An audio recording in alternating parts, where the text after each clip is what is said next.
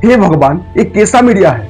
आपके पास दर्शकों को दिखाने के लिए और कुछ नहीं बचा। आईआईटी बाबा, बस एक ही सब्जेक्ट बचा। क्यों आपको आईआईटी बाबा को दिखाना है? क्यों आपको आईआईटी बाबा के साथ इंटरव्यू करना है? जब आपको लगता है कि भाई ये आदमी ठीक नहीं है, मानसिक बीमारी है, नशा करता है, ड्रग्स लेता है, तो फिर आप उसके पीछे क्यों पड़े हो? उसने कोई ऐसा पाप तो नहीं कर दिया, उसने कोई अपराध तो नहीं की। बात तो आपकी धर्म का ही कर रहा है, खुद को महादेव का भक्त बता रहा है। जब आपको इस व्यक्ति से इतनी दिक्कत है, तो फिर आपके कैमरे के भूख आईआईटी बाबा से ही क्यों मिट रही है? मैं जा रहा हूं ना। धर्म के प्रचारक है तो आपको डरने की आवश्यकता क्या है?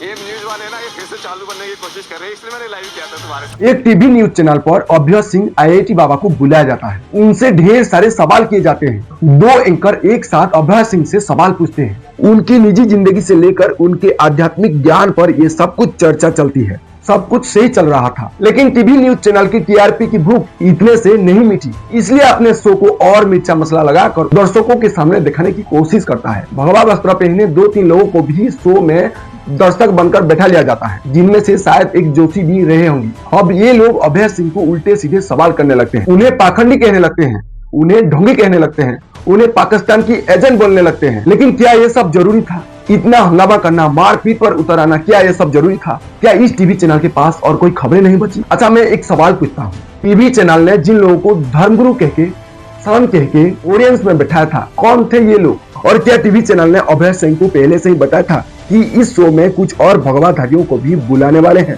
जो एक के बाद एक उनसे सवाल पूछेंगे, बार बार अपनी कुठाएं जाहिर करेंगे? कुंठाएं में इसलिए कहा क्योंकि कुंठित कथाकथित संत या धर्मगुरु है जिन्हें कोई जानता नहीं, जिन्हें कोई पूछता नहीं। सबसे बड़ा प्रश्न, अगर अभय सिंह पाखंडी है, फेक है, फर्जी है, ढोंगी है, तो फिर अभय सिंह की इतनी बड़ी फैन फॉलोइंग क्यों? जहां पर तथाकथित लोगों को 100-150 लोग फॉलो करते हैं, वहीं आईआईटी बाबा को लाखों लोग फॉलो करते हैं। ये अभय सिंह की बातों में लोग कनेक्टेड हैं। अब इसे कुंठा, जलन, पुकान ये सब ना कहूं तो फिर और क्या कहूं? जो कोई लोग कोई वर्षों में हासिल ना कर पाए, वो अभय सिंह ने कुछ दिनों में हासिल कर लिया। अरे कभी फकीरी को समझने की कोशिश की है? क्या है फकीरी? इस बात को जानना चाहा है? अरे फकीरी इस झोले को कहते हैं जिसे अभय सिंह अपने साथ लेकर चलता है। माना वो बीड़ी पीता है, सिगरेट भी पीता है, तो क्या कुंभ में धुने और मणियों पर बैठे नागा साधु बिना चिलम के अपनी साधना कर रहे थे? अगर चिलम पीने वाला आईआईटी बाबा गलत है, तो फिर सारे नागा साधोरी साधक सब गलत है। जो चिलम पीते हैं, बीड़ी पीते हैं, ये दोहरा चरित्र नहीं चलेगा भाई। ये बात सच है कि अभय सिंह की कोई बातें कंफ्यूज होते हैं। धारा प्रभाव में वो कुछ भी बोलता है। वो कभी कह देगा कि जन्म देने वाली माँ नहीं है, वो तो मोह है। अब आपका मन का जो शरीर है वो तो बहुत पुनर्जन्म लेके आया है। अब उसकी तो वो माँ नहीं है, तो उसकी एक दूसरी माँ होंगी।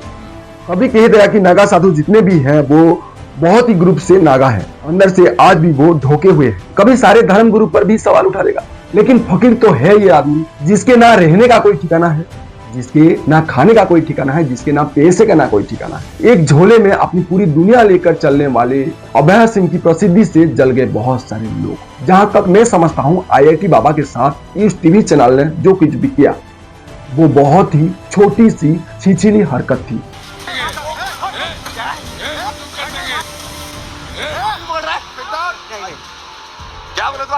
एक बात और, जब एक व्यक्ति ने स्टूडियो में आपको ये कह देगा कि अगर आपने इन लोगों को यहाँ बुलाया है तो यहाँ मेरा क्या काम है, मैं जा रहा हूँ, तो फिर आपने उसे जाने क्यों नहीं दिया? अपने स्टूडियो का दरवाजा क्यों बंद कर दिया? भगवा पहने एक व्यक्ति उसे बार बार पाखंडी कह रहे हैं, पाकिस्तानी एजेंट कह रहे हैं।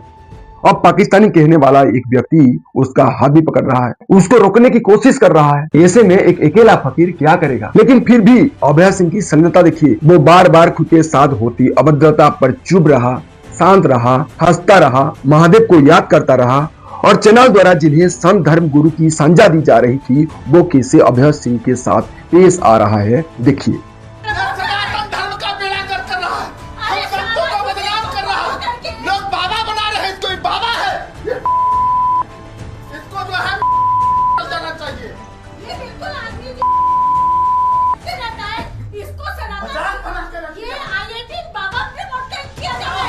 साफ पता चल रहा है कि ये लोग संत के झोले में कोई और है।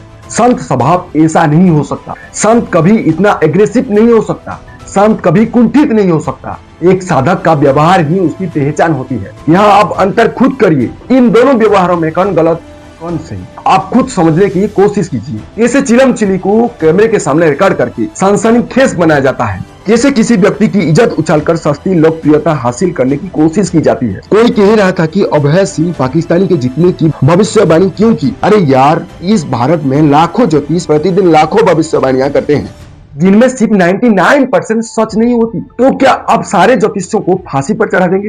एक अकेले व्यक्ति जिसका सारा संसार एक झोले में बंद हो, उसे आप एक स्टूडियो में वीडियो के झुंड की तरह घेर लोगे और वो व्यक्ति फिर भी अपनी आत्मरक्षा में सिर्फ पुलिस की कंप्लेंट की।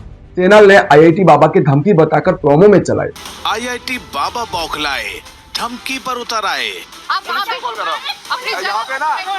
मैं एफआईआर लॉन्च कर रहा हूँ। ये तो ना इंसाफी है। इंसाफ आपको करना है। आपकी सोच क्या है कमेंट जरूर करना है। इस वीडियो को ज्यादा से ज्यादा शेयर करना है ताकि हर व्यक्ति के पास ये वीडियो पहुंच सके। जय हिंद।